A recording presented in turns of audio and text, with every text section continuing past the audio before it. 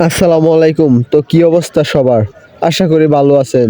তো আজকে আমি সকাল সকাল চলে আসলাম তেজগাঁও রেল স্টেশন। তো এখন দেখবো আমরা যে তেজগাঁও রেল স্টেশনের কি অবস্থা। হ্যাঁ, এই যে আপনি দেখেন, এই যে এটা হচ্ছে মালগাড়ি, যেগুলা গাড়ি মাল বহন করে এই দেশের থেকে ওই দেশ বা এই জায়গা থেকে ওই জায়গায়, এগুলাকে মালগাড়ি বলে। আর এই যে ফ্লাইওভার ব্রিজ, তো খুব সুন্দর দেখা যায় এখান থেকে। হ্যাঁ, আর এই যে দেখেন মানুষ বসে আছে, এবং ওই যে কিছুদিন আগে একটা গাড়ি অ্যাক্সিডেন্ট হয়েছিল, আগুন ধরাই দিছিল রেলগাড়ির বগিত, ওই যে ওই বগিটা মাইর খাওয়া বগি। হ্যাঁ, তো ভাই কি বলবো, আমি আসছি এখানে সকালে 8:30টার সময়, এখন বাজে 9:30, এখনো ট্রেন আসে না। কিন্তু ট্রেন আসার কথা ছিল 8:30টায়, এখন বাজে 9:30, এখনো ট্রেন আসে না।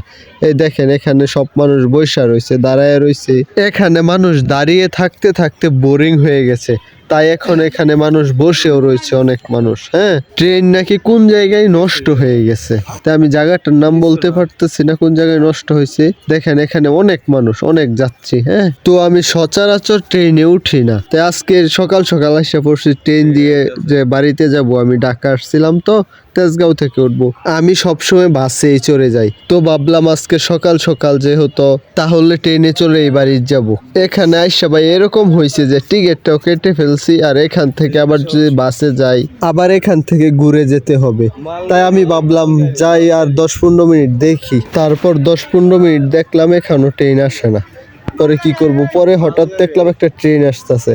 পরে ট্রেন আসতেছে যেহেতু, সবাই দেখেন সবাই অবাক হয়ে তাকিয়ে রয়েছে যে ট্রেন আসতেছে, যে ট্রেনে উঠবো। পরে দেখি ভাই এটা হচ্ছে মালগাড়ি, যেটা মাল বহন করে আর কি।